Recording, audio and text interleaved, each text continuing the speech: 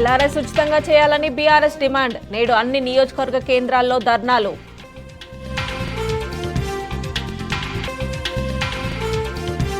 వంద రోజులకు ముందే కాంగ్రెస్ ప్రభుత్వంపై వ్యతిరేకత. ఎంపీ ఎన్నికల్లో భారీ మెజార్టీతో గెలిపిస్తామన్న బీఆర్ఎస్ అధినేత. లౌకిక శక్తుల పునరేకీకరణే లక్ష్యమన్న కేసీఆర్. బీఆర్ఎస్ బీఎస్పీ పొత్తు బహుజనుల ఆకాంక్షన్న ప్రవీణ్ కుమార్. నేడు రైతు సంఘాల చెలో ఢిల్లీ. దేశ రాజధాని శివార్లో మళ్లీ కంచెలు బలగాలతో రెడీ. బెంగళూరులో తాగునీటికి కటకట. ట్యాంకర్ల కోసం బిందెలతో మహిళల పడిగాపులు.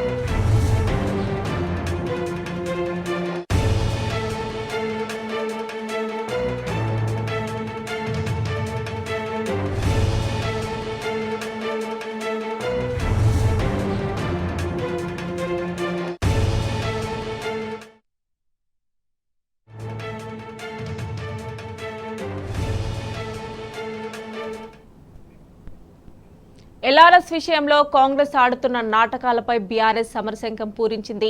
ఖజానా నింపుకోవడానికి భారీ దోపిడికి తెరతీసిన కాంగ్రెస్ పై గులాబీ శ్రేణులు ఆందోళనకు సిద్ధమయ్యారు. ఎన్నికలకు ముందు చెప్పినట్లుగా ఎల్ఆర్ఎస్ ను ఉచితంగా చేయాలని BRS working president KTR demand చేశారు. కేటీఆర్ పిలుపు మేరకు ఇవాళ రాష్ట్ర వ్యాప్తంగా బీఆర్ఎస్ శ్రేణులు ధర్నాలు చేపట్టనున్నారు.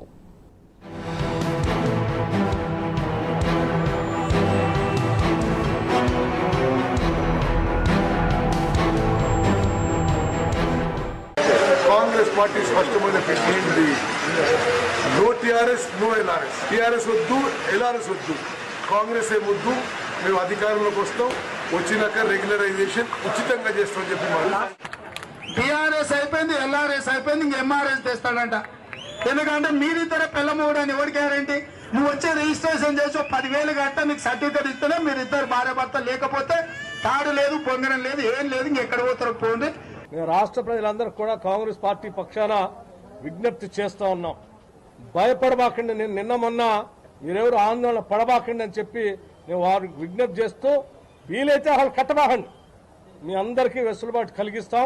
వాళ్ళ రక్తాన్ని పీల్చాలనేటువంటి ఆలోచనతో రాష్ట్ర ప్రభుత్వం ఉంది. అన్ని రిజిస్ట్రేషన్లు ఆపి పెద్ద భయాందోళనకు గురి చేస్తా ఉన్నారు ఈరోజు రాష్ట్రంలో. మీరు ఎల్ఆర్ఎస్ కడితేనే రిజిస్ట్రేషన్ అంటున్నారు. విన్నారుగా కాంగ్రెస్ నాయకుల ఉల్టాచోరు మాటలు. నో ఎల్ఆర్ఎస్ నో టీఆర్ఎస్ అంటూ ప్రతిపక్షంలో ఉన్నప్పుడు శోకాలు పెట్టారు. ఎల్ఆర్ఎస్ వేస్ట్ అని దొంగ ఏడుపులు ఏడ్చారు. తమ ప్రభుత్వం వచ్చిన తర్వాత ఎల్ఆర్ఎస్ ను రద్దు చేస్తామని తొడలు కొట్టారు. కానీ ఏమైంది? అధికారంలోకి వచ్చి ఏం చేశారు? గత బీఆర్ఎస్ ప్రభుత్వం తెచ్చిన ఎల్ఆర్ఎస్ ని కొనసాగించాలని కాంగ్రెస్ ప్రభుత్వం నిర్ణయం తీసుకుంది. అందుకే అనేది కాంగ్రెస్ ను చూసే అబద్ధం పుట్టిందని. నవ్విపోదురుగాక అన్న సామెత మాకోసమే అన్నట్టుగా కాంగ్రెస్ ప్రవర్తిస్తోంది. బీఆర్ఎస్ పార్టీ తెచ్చిన ఎల్ఆర్ఎస్ ని కొనసాగిస్తున్న కాంగ్రెస్ సర్కారు ఆనాడు ఇచ్చిన హామీని మాత్రం అటకెక్కించింది. అధికారంలో లేనప్పుడు ఎల్ఆర్ఎస్ ఫ్రీగా చేస్తామని హస్తం పార్టీ నేతలు మాటిచ్చారు. ఇప్పుడేమో ముక్కుపిండి ఫీజు వసూలు చేయాలని డిసైడ్ అయ్యారు. జనం నుంచి దండుకోవడమే ఎజెండాగా పెట్టుకున్నారు. ఎల్ఆర్ఎస్ ద్వారా పేదల మీద భారం మోపడానికి రంగం సిద్ధం చేశారు. ఎల్ఆర్ఎస్ కోసం దరఖాస్తు చేసుకున్న 25 లక్షల మంది నుంచి మార్చిలోగా 20,000 కోట్ల రూపాయలు వసూలు చేసేందుకు పథకం రచించింది కాంగ్రెస్. ఈ నిర్ణయంతో పేద మధ్యతరగతి ప్రజలపై కనీసం ₹1,00,000 భారం పడుతుంది.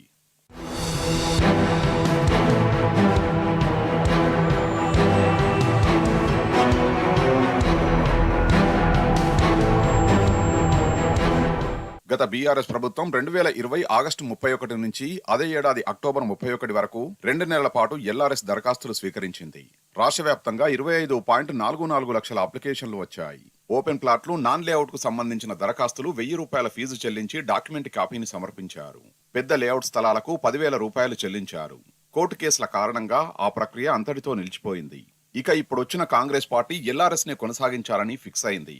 గత బీఆర్ఎస్ ప్రభుత్వం తీసుకొచ్చిన నిబంధనల ప్రకారమే లేఅవుట్ క్రమబద్ధీకరణ చేపట్టాలని సీఎం రేవంత్ అధికారులకు సూచించారు. దరఖాస్తుదారులు పూర్తి రుసుము చెల్లించి మార్చి 31లోగా లేఅవుట్ క్రమబద్ధీకరణ చేసుకునేందుకు అవకాశం ఇవ్వాలని నిర్ణయం తీసుకున్నారు.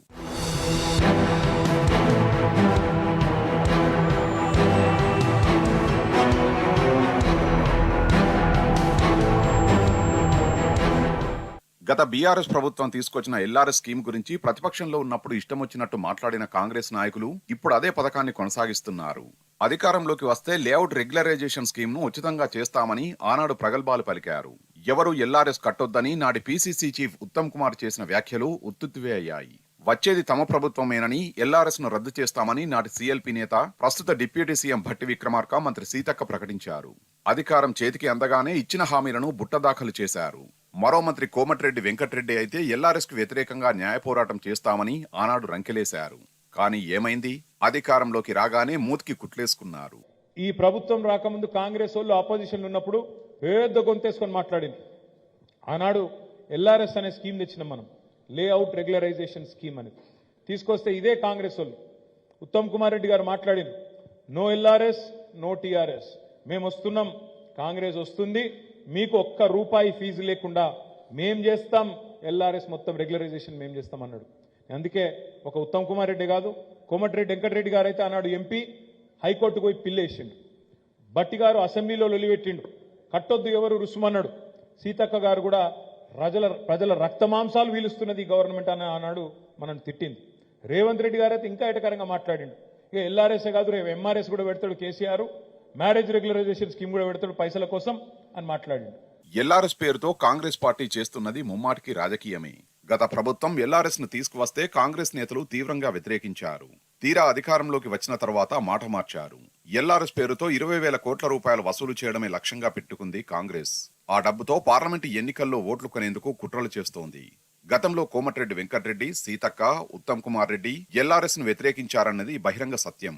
ప్రజలపై భారం పడుతుందని ఆనాడు అడ్డగోలు విమర్శలు చేశారు. కోమటిరెడ్డి అయితే ఏకంగా హైకోర్టులో కేసు కూడా వేశారు.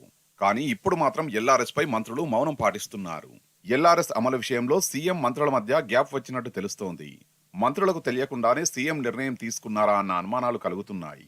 మంత్రిమండలి నిర్ణయం తీసుకుంటే మరి ప్రతిపక్షంలో ఉన్నప్పుడు వ్యతిరేకించిన కోమటిరెడ్డి వెంకటరెడ్డి, సీతక్క, ఉత్తమ్ కుమార్ రెడ్డి ఇప్పుడెందుకు మద్దతు ఇచ్చినట్టు? అప్పట్లో ప్రజలపై భారం పడిందన్నారు, మరి ఇప్పుడెందుకు యూటర్న్ తీసుకున్నారు? గతంలో సర్కారు ఫ్రీగా ఎల్ఆర్ఎస్ చేయాలన్నారు, మరి ఇప్పుడెందుకు ఫీజు వసూలు చేస్తున్నారు? గతంలో వ్యతిరేకించి ఇప్పుడు ఎందుకు సమర్థిస్తున్నట్టు? తెర వెనుక అసలేం జరిగింది? ఈ అనుమానాలన్నీ ఇప్పుడు సర్వత్రా వ్యక్తమవుతున్నాయి.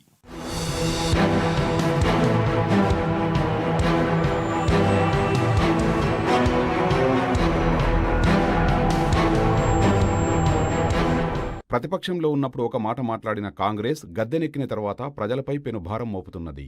మార్చి 31 కల్లా ఎల్ఆర్ఎస్ ఫీజు కట్టి తీరాలని ప్రజల మెడ మీద కత్తిపెట్టింది. ప్రజల నుంచి 20,000 కోట్ల రూపాయల వసూలు చేసేందుకు రేవంత్ సర్కార్ సిద్ధమైంది. 24 లక్షల పైచిలుకు కుటుంబాలపై భారం మోపనున్న ప్రభుత్వ నిర్ణయంపై బీఆర్ఎస్ పోరాటానికి సిద్ధమైంది. ఎన్నికలకు ముందు కాంగ్రెస్ చెప్పినట్టుగా ఉచితంగా ఎల్ఆర్ఎస్ చేయాలని BRS working president KTR demand చేశారు. ఇందుకోసం ఈ నెల 6న రాష్ట్రవ్యాప్తంగా ధర్నాలకు పిలుపునిచ్చింది బీఆర్ఎస్. హైదరాబాద్లోని హెచ్ఎండిఏ ఆఫీస్ ముందు ధర్నా చేస్తామని కేటీఆర్ ప్రకటించారు.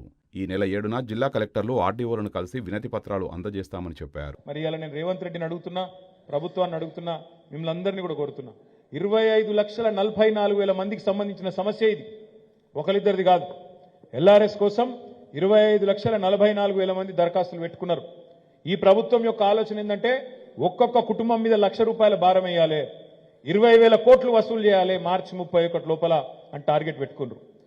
దిగువ మధ్య తరగతి ప్రజలు ఎవరికైతే మీరు మాటలు చెప్పి మోసం చేసినరో, ఎవరికైతే ఫీజు కట్టాల్సిన అవసరం లేదు, ఫ్రీగా చేస్తాం అని మాటలు చెప్పినరో ఆనాడు ఉత్తమ్ కుమార్ రెడ్డి, ఇలా ఉత్తమ్ కుమార్ రెడ్డి గారిని కూడా అడుగుతున్నా, రేవంత్ రెడ్డిని కూడా అడుగుతున్నా, మీరు ఇచ్చిన మాట నిలబెట్టుకోండి.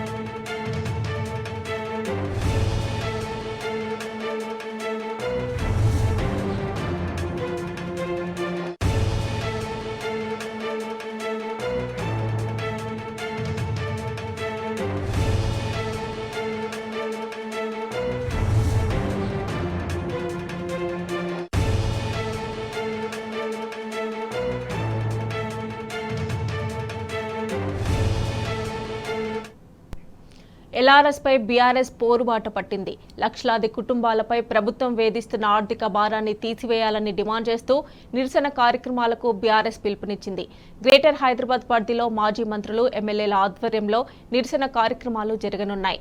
మాజీ మంత్రి ఎమ్మెల్యే తలసాని శ్రీనివాస్ యాదవ్ జీహెచ్ఎంసీ కేంద్రం కార్యాలయం వద్ద జరిగే నిరసనలో పాల్గొనున్నారు.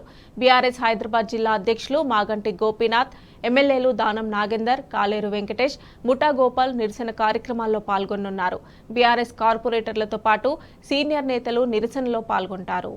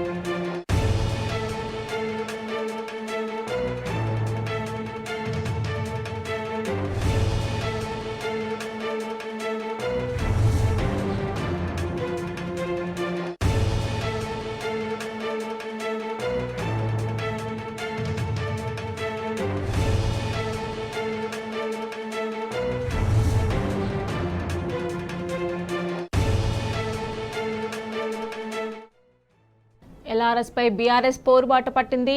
లక్షలాది కుటుంబాలపై ప్రభుత్వం వేధిస్తున్న ఆర్థిక భారాన్ని తీసివేయాలని డిమాండ్ చేస్తూ నిరసన కార్యక్రమాలకు బీఆర్ఎస్ పిలుపునిచ్చింది.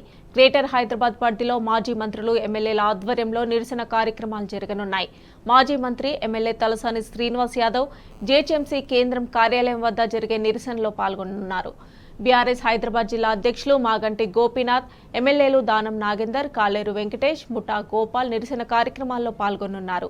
బీఆర్ఎస్ కార్పొరేటర్లతో పాటు సీనియర్ నేతలు నిరసనలో పాల్గొంటారు.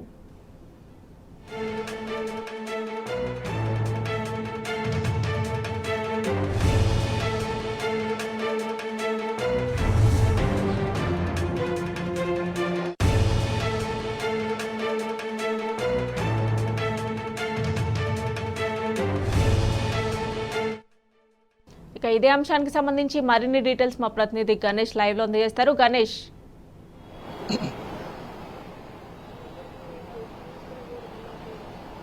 మమతా అధికారం కోసం ఒక మాట, అధికారంలోకి వచ్చిన తర్వాత ఒక మాటగా తయారైతుంది కాంగ్రెస్ పార్టీ పనితీరు. చూసుకున్నట్టయితే గతంలో చూసుకున్నట్టయితే ఎలక్షన్స్ లో కోసం ప్రజల వద్దకు వెళ్ళినప్పుడు నో బీఆర్ఎస్ నో ఎల్ఆర్ఎస్ అని అనడం జరిగింది. మేము అధికారంలోకి వస్తే ఎల్ఆర్ఎస్ కు సంబంధించి ఫ్రీగా చేయడం జరుగుతుందని చెప్పిన నేపథ్యం కనబడుతుంది. కానీ ఇప్పుడు అధికారంలోకి వచ్చిన తర్వాత వాటి నుంచి నిధుల సమీకరణ కోసం పూనుకోవడం జరిగింది. దాదాపుగా లక్షల కోట్ల రూపాయలను నిధుల ద్వారా ఈ సమీకరించుకోవడానికి ప్రయత్నాలు చేయడం జరుగుతుంది. ఒకప్పుడేమో నిధులు దీనికి సంబంధించి ప్రజలు ఏదైతే వారి నిజమైన డ్రీమ్ ఏదైతే ఉండడం జరుగుతుందో వారి ఇంటి కోసం దీన్ని తీసుకుంటారు కాబట్టి వారి కోసం ఎల్ఆర్ఎస్ కి సంబంధించి ఆ ఫీజును కూడా తీసుకోవద్దు. అంటే రిజిస్ట్రేషన్ ఫీజు ఏదైతే ఇండివిజువల్ ప్లాట్ కి అయితే 1000 రూపాయలు ఉండడం జరిగింది. అలాగే లేఅవుట్లకు సంబంధించిన దానికి మొత్తం లేఅవుట్ కు సంబంధించింది అయితేనేమో 10,000 రూపాయలు ఇవ్వడం జరిగింది. వాటిని కూడా తీసివేస్తాం. గతంలో ఉన్నప్పుడు వాటిని కూడా తీసుకోవద్దు. అలాగే ఎల్ఆర్ఎస్ కు సంబంధించి ఏదైతే ఇప్పటి వరకు గతంలో ప్రభుత్వం ఉన్నప్పుడు 2020లో జీవో ఇవ్వడం జరిగింది. జీవోకు సంబంధించి 131 జీవోని ఇవ్వడం జరిగింది. దానికి సంబంధించి కంటిన్యూస్ గా అభివృద్ధి అనేది సాగాలంటే మాత్రం మాస్టర్ ప్లాన్ లో ఉన్న విధంగా అన్ని కూడా అభివృద్ధి చెందుతున్న నగరాలు కాబట్టి అభివృద్ధి చెందుతున్న మున్సిపాలిటీలు అలాగే గ్రామాలు ఉన్నాయి కాబట్టి వాటన్నిటి కూడా ఇర్రెగ్యులర్ గా ఉన్న ప్లాట్స్ ఉండొద్దు. ప్రజలు ఎవరైతే కొనుక్కోవడం జరుగుతుందో వాటికి ఇబ్బంది తలెత్తద్దు అన్న ఉద్దేశం కొద్ది. ఎందుకంటే చాలా చోట్ల కూడా కొంతమంది భూబకాసురులు ఏదైతే అసైన్ ల్యాండ్స్ కావచ్చు, చెరువు శిఖంలలో కూడా ఇట్లాంటి లేఅవుట్లు వేసి తమకున్న ఇన్ఫ్లుయెన్స్ తోటి వాటన్నిటి కూడా పేద ప్రజలకు అమ్ముతారు. కాబట్టి అట్లాంటి వాటి వల్ల కూడా ఆ పేద ప్రజలు మోసపోవద్దు అన్న ఉద్దేశం కొద్ది ఒక మాస్టర్ ప్లాన్ ఉండాలి అన్న ఉద్దేశం కొద్ది గతంలో ఉన్న ప్రభుత్వం 2020 ఆగస్టులో ఈ జీవోని తీసుకురావడం జరిగింది, 131 జీవోను. దానికి సంబంధించి ఇండివిజువల్ ప్లాట్కి అయితే 1000 రూపాయలు, అలాగే లేఅవుట్లకు సంబంధించి 10,000 రూపాయలను ఇవ్వడం జరిగింది. ఇందులో భాగంగానే అక్కడ ఎవరు కూడా పేదవారు కావచ్చు, మిడిల్ క్లాస్ ఎవరైతే ఉండడం జరిగిందో వారెవరు కూడా మోసపోకుండా ఉండే విధంగా కూడా ఈ గతంలో ఉన్న ప్రభుత్వం ఈ LRS స్కీమ్, ల్యాండ్ రెగ్యులరేషన్ స్కీమ్ ను తీసుకురావడం జరిగింది. కానీ ఇప్పుడు చూసుకున్నట్టయితే ఇప్పుడు కాంగ్రెస్ పార్టీ అధికారంలోకి వచ్చిన తర్వాత LRS కి సంబంధించి చూసుకున్నట్టయితే మరొక ఆశ్చర్యమైన విధంగా మాట్లాడడం జరుగుతుంది. ఇప్పుడు దానికి సంబంధించి LRS ను వాటన్నిటి కూడా మార్చి 31 వరకు కూడా ఎవరైతే అప్లై చేసుకోవడం జరిగింది, అంటే దాదాపుగా 24 లక్షల అప్లికేషన్స్ దీనికి సంబంధించి రావడం జరిగింది. కాబట్టి వాటన్నిటిని కూడా మార్చి 31 వరకు కూడా క్లియర్ చేయాలని కూడా అటు HMDA అధికారులకు, ఇటు GHMC అలాగే మున్సిపాలిటీస్ కలెక్టరేట్లకు ఏదైతే గ్రామ పంచాయతీలు ఉండడం జరిగిందో వాటన్నిటి కూడా ఇన్స్ట్రక్షన్స్ ఇవ్వడం జరిగింది. ఇందుకు సంబంధించి చూసుకున్నట్లయితే గతంలో ఉన్నప్పుడు నామినల్ గా అంటే అన్యాక్రాంతం కాకుండా హైదరాబాద్ చుట్టుపక్కల ఉన్న 111 జీవో కావచ్చు, అర్బన్ ల్యాండ్ సీలింగ్ లో ఉన్న భూములు కావచ్చు, నిషేధిత జాబితాలో ఉన్న వాటిని కాకుండా మిగతా వాటిని రెగ్యులేట్ చేయాలన్న ఉద్దేశం కొద్ది కూడా జీవోలో పొందుపరచడం జరిగింది. కానీ ఇప్పుడు చూసుకున్నట్టయితే వాటన్నిటికీ సంబంధించి ఏదైతే గతంలో 24 లక్షల అప్లికేషన్స్ రావడం జరిగిందో వాటికి సంబంధించి 1000 రూపాయలు అలాగే 10,000 రూపాయలను అప్పటికే వాళ్ళు డిపాజిట్ చేయడం జరిగింది. దానికి సంబంధించి రిజిస్ట్రేషన్ చేయడం జరిగింది. ఇప్పుడు చూసుకున్నట్టయితే 100 గజాల లోపు ప్లాట్ ఎవరైతే ఉండడం జరిగిందో వారు 200 రూపాయలను గజానికి చొప్పున చెల్లించాల్సిన అవసరం ఉంటుంది. అలాగే స్లమ్స్ లో ఉన్నవారు, అంటే స్లమ్ ఏరియాలో ఉన్నవారు 80 గజాలు కావచ్చు వాళ్ళు ఉండడం జరుగుతుంది. కాబట్టి వాళ్ళు దానికి సంబంధించి ఇండివిజువల్ గా 5%, అంటే 1,00,000 రూపాయల వాళ్ళకు మార్కెట్ వాల్యూ దానికి సంబంధించి ఏదైతే రేట్ ఉండడం జరుగుతుందో 5,000 రూపాయల వరకు వారికి చెల్లిస్తే సరిపోతుంది. అంటే దాదాపుగా 501 నుంచి 750, అంటే దాదాపుగా ఇంకా ఎక్కువ ఉన్న ప్లాట్లకు సంబంధించి గజానికి 750 రూపాయల చొప్పున చెల్లించాలని కూడా అప్పుడు జీవో తీసుకురావడం జరిగింది. ఇప్పుడు వీటన్నిటిని చూసుకున్నట్టయితే దాదాపుగా 24 లక్షల అప్లికేషన్స్ రావడం జరిగింది. కాబట్టి కొన్ని వేల కోట్ల రూపాయలను ఈసారి నిధుల ద్వారా సేకరించాలనే ఉద్దేశంతో ఈ ప్రభుత్వం ఉండడం జరిగింది. గతంలో అధికారం కోసం ఉన్నప్పుడు మాత్రం అప్పులు చేస్తున్నారు, అభివృద్ధి కోసం కాకుండా అభివృద్ధిని చూడకుండా అప్పులు చేస్తున్నారని కూడా నిందలు వేయడం జరిగింది. కానీ ఇప్పుడు మీరు చేస్తున్నది ఏంటి అని కూడా LRS కు సంబంధించిన ప్రజలు ఎవరైతే నగరానికి సంబంధించిన పౌరులే కావచ్చు, అటు గ్రామాలకు సంబంధించిన వారు ఎవరైతే LRS ను అప్లై చేసుకోవడం జరిగిందో వారందరూ కూడా కాంగ్రెస్ ప్రభుత్వాన్ని అడగడం జరుగుతుంది. మీరు అధికారం కోసం అప్పుడు నో LRS అనడం జరిగింది. కానీ ఇప్పుడు వచ్చిన తర్వాత దానిపైన కూడా మాకు మళ్ళీ LRS తీసేస్తామని చెప్పి మళ్ళీ ఇప్పుడు డబ్బులు అడగడం ఏంటి అని కూడా వారు ఆక్రోశాన్ని వెలగక్కుతున్న పరిస్థితి కనబడుతుంది. ఇందులో భాగంగానే ఈ రోజు GHMC పరిధిలో కావచ్చు, అటు HMDA అలాగే కలెక్టరేట్ల గ్రామాలకు సంబంధించిన కలెక్టరేట్లు కావచ్చు, మున్సిపాలిటీల్లో BRS పార్టీకి సంబంధించిన నేతలందరూ కూడా నిరసన కార్యక్రమాలు చేపట్టడం జరిగింది. అలాగే దీన్ని తీసివేయాలని కూడా సంబంధిత అధికారులకు, కార్యాలయంలోని అధికారులకు కూడా వినతి పత్రాలు ఇవ్వడం జరుగుతుంది. ప్రస్తుతం 16 గంటల ప్రాంతంలో GHMC ప్రధాన కార్యాలయం వద్ద ఉన్నాం. ఇక్కడ మాజీ మంత్రి తలసాని శ్రీనివాస్ యాదవ్ ఆధ్వర్యంలో ఇక్కడ నిరసన కార్యక్రమాలు చేపట్టడం జరుగుతుంది. ఇందులో భాగంగా ఇక్కడ అటు ఖైరతాబాద్ కు సంబంధించి జూబ్లీ హిల్స్, అలాగే ముషిరాబాద్, అంబర్పేటకు సంబంధించిన ఎమ్మెల్యేలు అలాగే కార్పొరేటర్లు, మాజీ కార్పొరేటర్లు, BRS కార్యకర్తలందరూ కూడా ఈ నిరసన కార్యక్రమాల్లో పాల్గొనడం జరుగుతుంది. ప్రజల పక్షాన ఎప్పుడు నిలబడే ప్రభుత్వం, ప్రజల పక్షాన నిలబడతాం కాబట్టి ప్రజల కోసం ఏ అయితే వాగ్దానాలు ఇవ్వడం జరిగిందో వాటన్నిటి కూడా వాగ్దానాలు నెరవేర్చే వరకు కూడా ప్రజల పక్షాన పోరాడతామని కూడా బీఆర్ఎస్ పార్టీ ఎప్పటి నుంచో చెప్తున్న నేపథ్యంలో ఇప్పుడు నో BRS నో LRS అన్న కాంగ్రెస్ పార్టీ వైఖరి ఏదైతే ఉందో దాన్ని ఎండగట్టే విధంగా ప్రజలందరితో కలిసి ప్రజలను చైతన్యవంతం చేసే విధంగా, అలాగే ఈ రోజు ధర్నా కార్యక్రమాన్ని 10:30 గంటల ప్రాంతంలో చేపట్టడం జరిగింది. ఆ తర్వాత శాంతియుతంగా ఈ కార్యక్రమాన్ని చేపట్టి ఆ తర్వాత కమిషనర్ కు LRS కు సంబంధించిన ఏదైతే ల్యాండ్ రెగ్యులేషన్ స్కీమ్ కు సంబంధించి ఏదైతే డబ్బులను వసూలు చేయాలని అనుకోవడం జరుగుతుందో వాటన్ని కూడా ఎత్తివేయాలని కూడా వారు వినతి పత్రం ఇచ్చే అవకాశం కనబడుతుంది. కాబట్టి మరికొద్దిసేపట్లో అంటే 10:30 గంటల ప్రాంతంలో అటు HMDA అలాగే GHMC కార్యాలయాలు కావచ్చు, రాష్ట్ర వ్యాప్తంగా కూడా BRS నేతలంతా కూడా LRS కు సంబంధించి కాంగ్రెస్ పార్టీ చేపడుతున్న వైఖరికి నిరసనగా వీరందరూ కూడా ధర్నా అలాగే వినతి పత్రాలు ఇవ్వడానికి కూడా సిద్ధం కాబోతున్నారు. Mamata, vote. Right Ganesh, thanks for updates.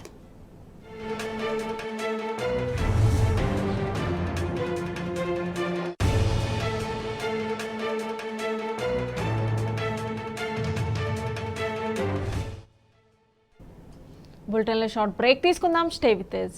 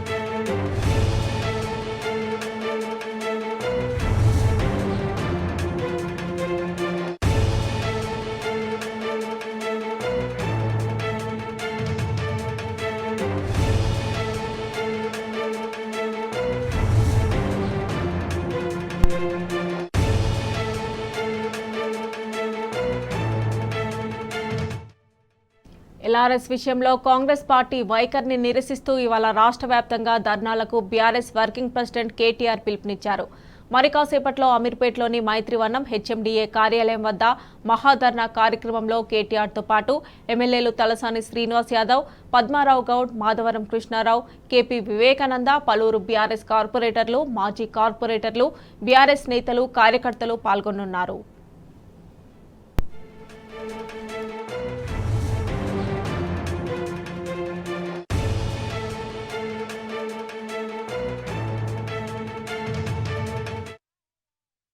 ఇదే అంశానికి సంబంధించి మరిన్ని డీటెయిల్స్ మా ప్రతినిధి లివిల్ అందజేస్తారు. లివిల్, ఏదైతే ఎల్ఆర్ఎస్ కు వ్యతిరేకంగా కాంగ్రెస్ ప్రభుత్వం ఎల్ఆర్ఎస్ పేరిట దోపిడీ చేస్తున్న దానికి వ్యతిరేక నిరసనగా ఇవాళ అన్ని ఆర్డీఓ ఆఫీసులతో పాటు ఇటు హెచ్ఎండిఏ, జిహెచ్ఎంసీ, 10 మున్సిపల్ కార్పొరేషన్లు మున్సిపల్ కమిషనర్ కార్యాలయాల ఎదుట బీఆర్ఎస్ వర్కింగ్ ప్రెసిడెంట్ కేటీఆర్ ఇవాళ నిరసనలు పిలుపునిచ్చారు. ఈ నేపథ్యంలో ఇవాళ పెద్ద ఎత్తున కూడా బీఆర్ఎస్ అన్ని కూడా ఈ నిరసన కార్యక్రమాల్లో పాల్గొన్నాయి. గతంలో ఏదైతే కాంగ్రెస్ ప్రతిపక్షంలో ఉన్నప్పుడు ఏదైతే బీఆర్ఎస్ ప్రభుత్వం ఆనాడు ఎల్ఆర్ఎస్ తీసుకొస్తే దండగా బీఆర్ఎస్ కట్టద్దు అని చెప్పి ఎల్ఆర్ఎస్ కట్టద్దు అని చెప్పింది. ఆ నేపథ్యంలో ఇవాళ కాంగ్రెస్ ప్రభుత్వం గద్దెకెక్కిన తర్వాత ఎల్ఆర్ఎస్ ఖచ్చితంగా వసూలు చేయాలి, ఎల్ఆర్ఎస్ కు మరొక ప్రత్యామ్నాయం లేదని చెప్పేసి కూడా ఇవాళ ప్రజలపై భారం మోపే విధంగా 20 లక్షల కోట్లను భారం మోపే 20,000 కోట్లను భారం మోపే విధంగా ఇవాళ కాంగ్రెస్ ప్రభుత్వం దోపిడీకి తెరలేపింది. ఈ దోపిడీకి తెరలేపిన నేపథ్యంలో BRS working president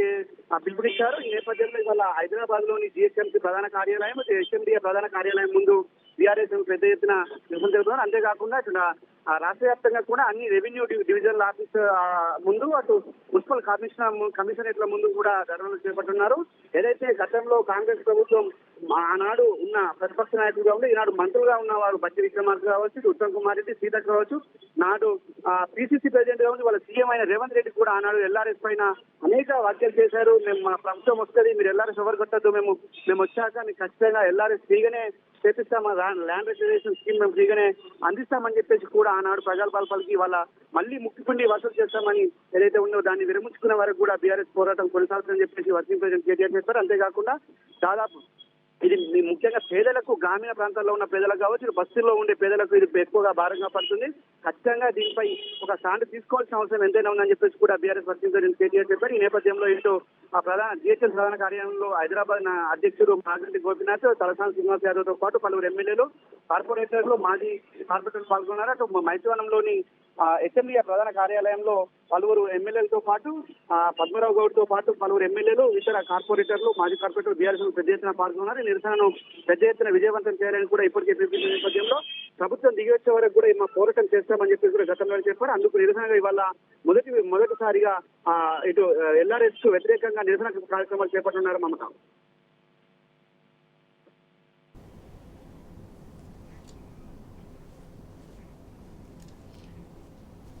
right లివిల్, thanks for updates.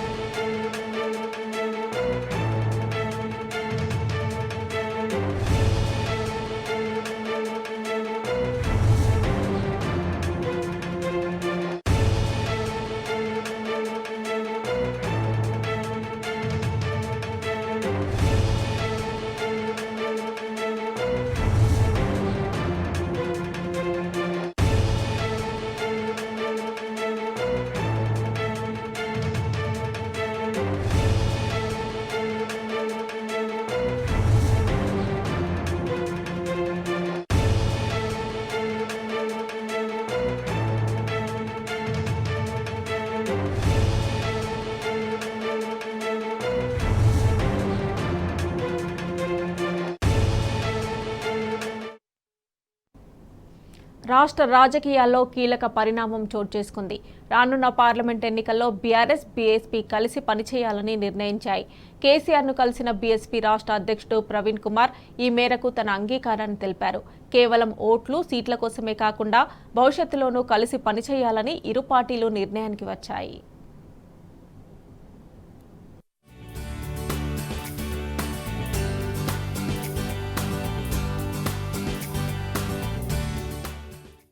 Parliament ఎన్నికల నేపథ్యంలో బీఆర్ఎస్, బీఎస్పీ జట్టు కట్టనున్నాయి. ఎంపీ ఎన్నికల్లో కలిసి పోటీ చేయాలని రెండు పార్టీలు నిర్ణయించాయి. ఈ మేరకు బీఆర్ఎస్ అధినేత కేసీఆర్ తో బీఎస్పీ రాష్ట్ర అధ్యక్షుడు ఆర్ఎస్ ప్రవీణ్ కుమార్ భేటీ అయ్యారు. హైదరాబాద్ నందినగర్లోని బీఆర్ఎస్ అధినేత కేసీఆర్ నివాసంలో జరిగిన సమావేశం అనంతరం పొత్తు అంశాన్ని ఇరువురు నేతలు స్వయంగా పరిశీలించారు. అంతకుముందు కేసీఆర్ నివాసానికి వెళ్లిన ఆర్ఎస్ ప్రవీణ్ కుమార్ ను గులాబీ పార్టీ నేతలు సాధారణంగా ఆహ్వానించారు. కేసీఆర్ తో కలిసి ఆర్ఎస్ ప్రవీణ్ కుమార్ బృందం అక్కడే భోజనం చేసింది. రాష్ట్ర, దేశ రాజకీయాల గురించి ఇరు పార్టీల నేతలు సుదీర్ఘంగా చర్చించారు.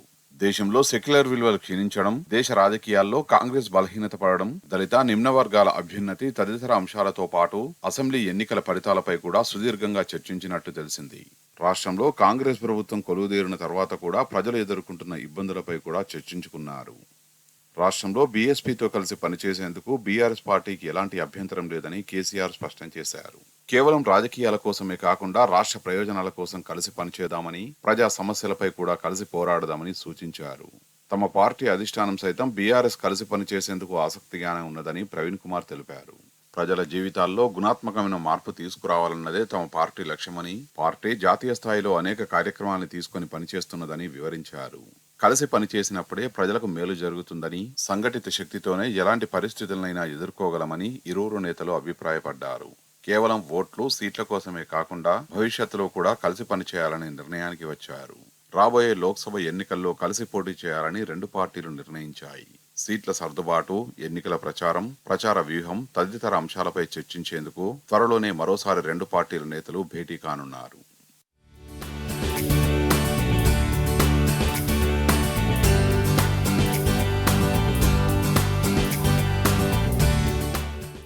రాష్ట్రంలో బీఆర్ఎస్, బీఎస్పీ కలిసి పనిచేయాలని నిర్ణయించుకున్నాయని తెలిపారు కేసీఆర్. సిద్ధాంతపరంగా అనేక విషయాల్లో రెండు పార్టీల మధ్య సారూప్యత ఉన్నదని తెలిపారు. బీఆర్ఎస్ ప్రభుత్వానికి దళిత బంధు అమలు, రెసిడెన్షియల్ కళాశాలల ఏర్పాటు, వెనుకబడిన వర్గాలు, బలహీన వర్గాల అభ్యున్నతికి అనేక పథకాల్ని అమలు చేసిన చరిత్ర ఉన్నదని వివరించారు. వీటన్నింటిని చూసిన తర్వాతనే బీఎస్పీ నుంచి ప్రతిపాదన వచ్చిందని, ఇద్దరం కలిసి చర్చించుకున్నామని చెప్పారు. ప్రవీణ్ కుమార్ బీఎస్పీ హైకమాండ్ తో మాట్లాడారని, కలిసి పనిచేయాలని స్థూలంగా ఒక నిర్ణయానికి వచ్చామని వివరించారు. వచ్చే పార్లమెంట్ ఎన్నికలలో తెలంగాణ రాష్ట్రంలో బీఆర్ఎస్, బీఎస్పీ కలిసి పనిచేయాలని చెప్పి నిర్ణయించుకున్నాం. సిద్ధాంతపరంగా అనేక విషయాలలో సామీప్యత ఉంది.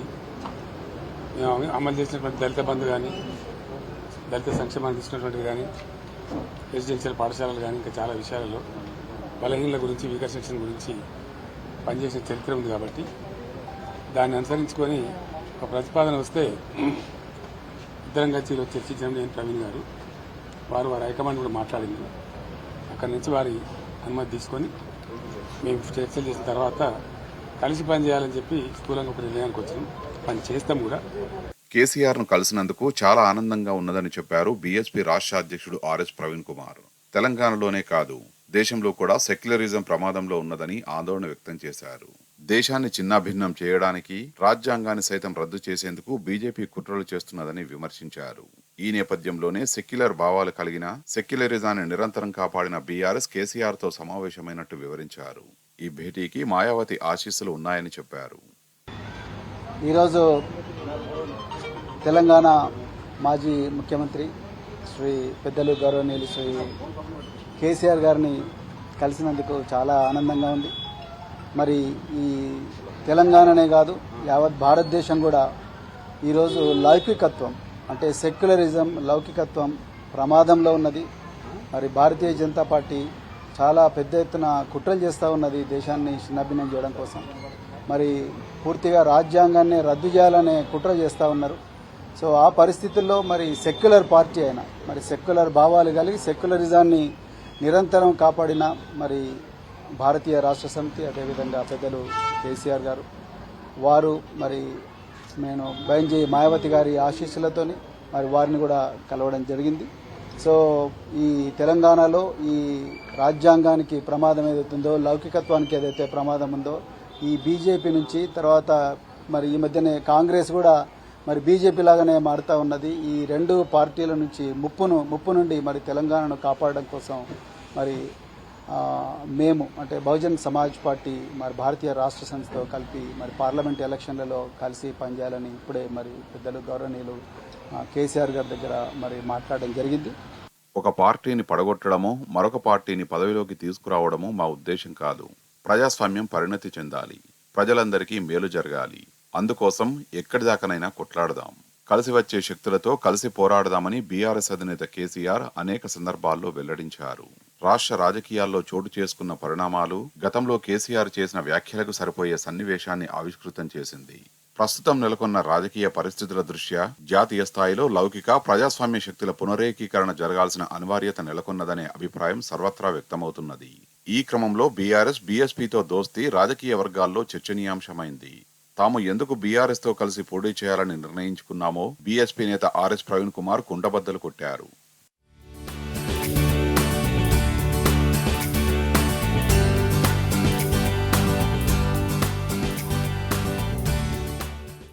(2009) తర్వాత బీఆర్ఎస్ మరో రాజకీయ పార్టీతో కలిసి తొలిసారిగా ఎన్నికల్లో పోటీ చేయబోతున్నది.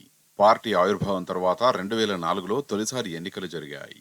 తెలంగాణ వాదంతో ఏకీభవించకపోతే సీట్లు కాదు కదా ఓట్లు కూడా రావని భావించిన కాంగ్రెస్ ఆనాడు బీఆర్ఎస్ తో జతకట్టింది. ఆ తర్వాత 2009లో టీడీపీ, సిపిఎం, సిపిఐలతో మహాకూటమి ఏర్పాటులో బీఆర్ఎస్ భాగమైంది. కరుడుగట్టిన సమైక్యవాద పార్టీలను తెలంగాణకు అనుకూలంగా నిర్ణయం తీసుకునేలా కేసీఆర్ నాడు పొత్తు రాజకీయాలు నేర్పారు. 2014, 2018, 2023 అసెంబ్లీ ఎన్నికల్లో బీఆర్ఎస్ ఒంటరిగా పోటీ చేసి 2 సార్లు అధికారాన్ని చేపట్టింది. అటు తెలంగాణకు బీఎస్పీని తెలంగాణ దోస్తుగా రాజకీయ వర్గాలు అభివర్ణిస్తాయి. యూపీఏ ప్రభుత్వానికి ప్రణబ్ ముఖర్జీ కమిటీకి రాష్ట్ర ఏర్పాటుకు అనుకూలంగా లేఖ ఇవ్వాలని కేసీఆర్ గతంలో చేసిన విజ్ఞప్తిని అంగీకరించిన మాయావతి ఆ మేరకు లేఖ ఇచ్చారు.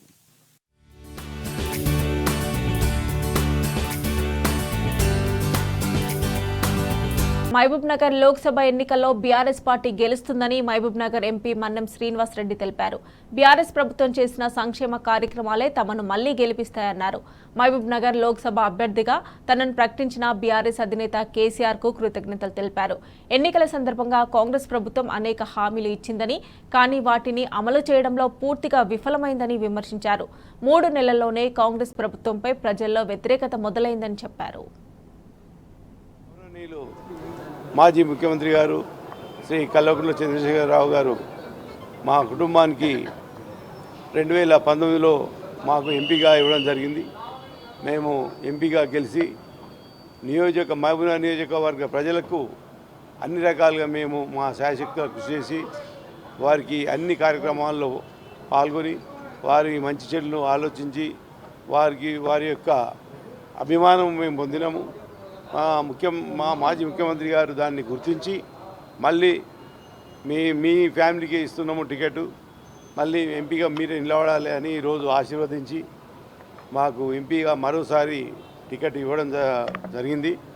అదేవిధంగా ఎందుకంటే తెలంగాణ ప్రభుత్వం వచ్చిన తర్వాత ఏదైతే రాష్ట్ర వ్యాప్తంగా ఏ విధంగా అభివృద్ధి చెందిందో మనందరం చూస్తూనే ఉన్నాము.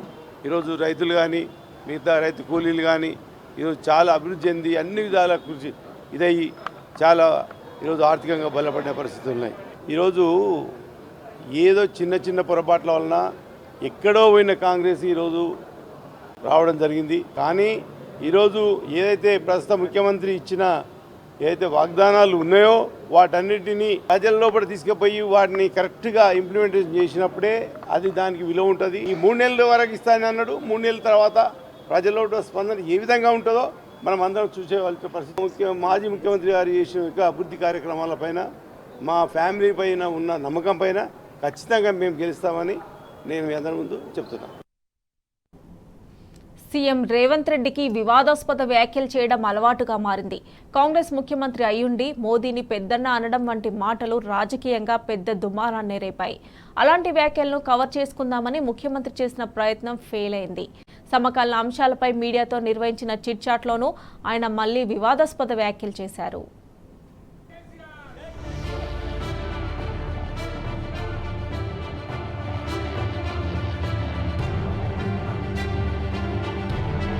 ముందు వివాదాస్పద వ్యాఖ్యలు చేయడం, తర్వాత కవరింగ్ చేయడానికి నానా తంటాలు పడడం ఈ మధ్య సీఎం రేవంత్ రెడ్డికి పరిపాటిగా మారింది. ఇటీవల ఆయన చేసిన వ్యాఖ్యలు అనేకం రాజకీయంగా దుమారం రేపాయి. ఈ నేపథ్యంలో వాటిని కప్పిపుచ్చుకునేందుకు మంగళవారం సచివాలయంలో మీడియాతో చిట్చాట్ నిర్వహించారు సీఎం రేవంత్ రెడ్డి. అయినా కొన్ని విషయాల్లో తప్పులో కాలేశారు. సమకాలీన అంశాలపై మళ్లీ వివాదాస్పద వ్యాఖ్యలు చేశారు.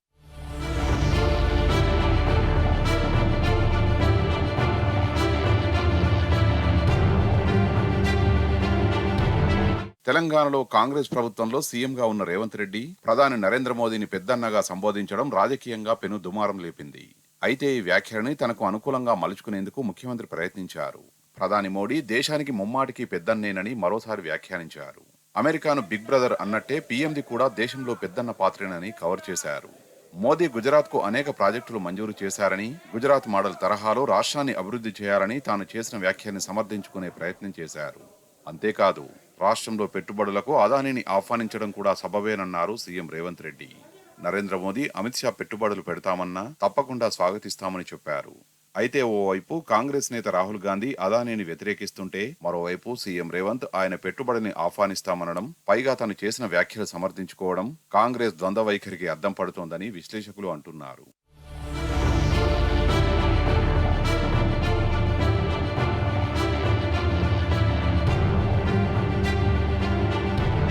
జాతీయ కాంగ్రెస్ కు తెలంగాణ ఒక కొత్త ఏటీఎంలా తయారైందన్న ప్రధానమంత్రి వ్యాఖ్యలపైన సీఎం రేవంత్ రెడ్డి స్పందించారు.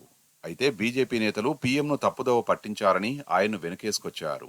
అటు బీజేపీపై తాను పెద్దగా విమర్శలు చేయడం లేదనే కామెంట్లు కూడా సరికాదన్నారు రేవంత్. రాష్ట్రంలో బీజేపీ ప్రభావం అంతగా లేకపోవడమే అందుకు కారణమని సర్దిపుచ్చారు. అయితే పార్లమెంటు ఎన్నికల్లో బీజేపీ కాంగ్రెస్ల మధ్య ప్రధానంగా పోటీ అంటూ గతంలో సీఎం రేవంత్, మంత్రులు, కాంగ్రెస్ నేతలు చేసిన వ్యాఖ్యలను విశ్లేషకులు ప్రభుత్వానికి గుర్తు చేస్తున్నారు. మాటలు మార్చే కాంగ్రెస్ వైఖరిపై విమర్శలు వెల్లువెత్తుతున్నాయి.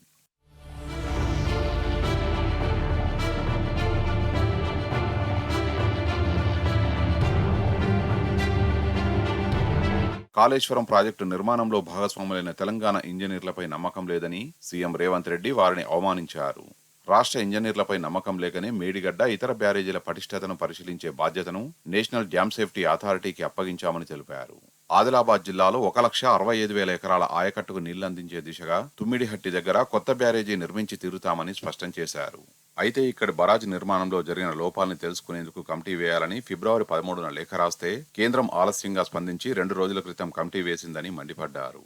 నివేదిక ఇవ్వడానికి 4 నెలల సమయం పడుతుందని కేంద్రం చెప్పడంపై సీఎం అసహనం వ్యక్తం చేశారు. ఇది లోక్సభ ఎన్నికల్లో లబ్ధి పొందడానికి బీజేపీ, బీఆర్ఎస్ కుదుర్చుకున్న ఒప్పందమని 2 పార్టీలకు లింకు పెట్టే ప్రయత్నం చేశారు. అయితే ఎన్డీఎస్ఏను తెలంగాణ ప్రభుత్వం నమ్మడం లేదా అన్న ప్రశ్న ఎదురవ్వడంతో వెంటనే మాట మార్చారు. డ్యామ్ సేఫ్టీ అథారిటీ రిపోర్టు పొందిన తర్వాతే మేడిగడ్డపై ఒక నిర్ణయం తీసుకుంటామని, ఎన్డీఎస్ఏ ఓకే అని సర్టిఫికెట్ ఇస్తేనే రిపేర్లు మొదలు పెడతామని చెప్పారు. అటు అన్నారం, సుందిళ్ల బ్యారేజీల్లో నీళ్లు నింపి ఎత్తిపోయాలన్న వాదనల్ని సీఎం రేవంత్ తోసిపుచ్చారు.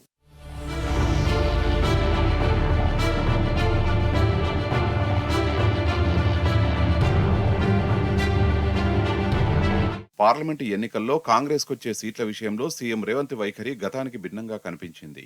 ఈసారి హస్తం పార్టీకి 14 లోక్సభ సీట్లు ఖాయమని ఇటీవల చెప్పిన ముఖ్యమంత్రి ఇప్పుడు మాట మార్చారు. డబుల్ డిజిట్ వస్తుందని మాత్రమే అంచనా వేశారు. అయితే ఆయన మాటల్లో అంతకు ముందున్న ఆత్మవిశ్వాసం ఈసారి కనిపించలేదు. దీంతో కాంగ్రెస్ కు కేవలం 10 సీట్లు మాత్రమే వస్తాయని రేవంత్ పరోక్షంగా చెప్పినట్లయిందని రాజకీయ విశ్లేషకులు అంటున్నారు. ఫలితాలపై ఆయనకు గతంలో ఉన్న నమ్మకం సన్నగిల్లిందనే భావం ఆ వ్యాఖ్యల్లో కనిపించిందని అభిప్రాయపడుతున్నారు.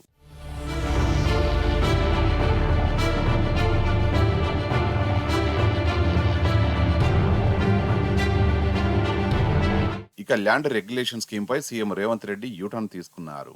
ఎల్ఆర్ఎస్ ను ఉచితంగా అమలు చేయాలని ప్రతిపక్షంలో ఉన్నప్పుడు డిమాండ్ చేసిన రేవంత్ ఇప్పుడు ఫీజు వసూలు చేయడం ఏంటనే ప్రశ్నపై దాటవేత ధోరణిని ప్రదర్శించారు. అధికారుల నివేదిక వచ్చాకే స్కీమ్పై స్పష్టతనిస్తామని జవాబిచ్చారు. అటు రైతులకు ప్రభుత్వం అందిస్తున్న పెట్టుబడి సాయంపై నియంత్రణ విధిస్తామని సీఎం రేవంత్ రెడ్డి చెప్పారు.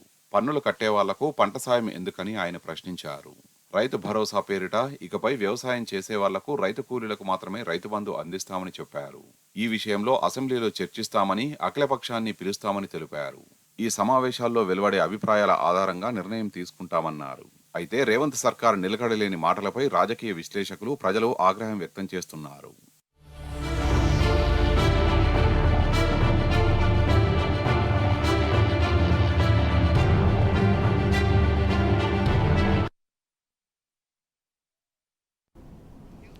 రోడ్డు ప్రమాదం ఆ నిరుపేద కుటుంబాన్ని కష్టాల్లోకి నెట్టివేసింది. పూట గడవని వారి దయనీయ స్థితిని చూసి గ్రామంలో కొందరు ఆ కుటుంబానికి అండగా నిలవాలనుకున్నారు. పలువురి సహాయంతో బాధిత కుటుంబాన్ని ఆదుకున్నారు. మహబూబాబాద్ జిల్లా కే సముద్రం మండలం కల్వల గ్రామానికి చెందిన ముప్ప ఉమేష్ ఇటీవల రోడ్డు ప్రమాదంలో మృతి చెందాడు. అతని భార్య అనూష, 2 పిల్లలున్నారు. నిరుపేద కుటుంబానికి అండగా నిలిచారు. అదే గ్రామానికి చెందిన బొగ్గుల రాజేష్, అతని మిత్రులు 3,18,000 రూపాయల విరాళాలను సేకరించి గ్రామ పెద్దల సమక్షంలో ఆ కుటుంబానికి అందజేశారు. బాధిత కుటుంబానికి అండగా నిలిచిన యువకులను గ్రామస్తులు అభినందించారు.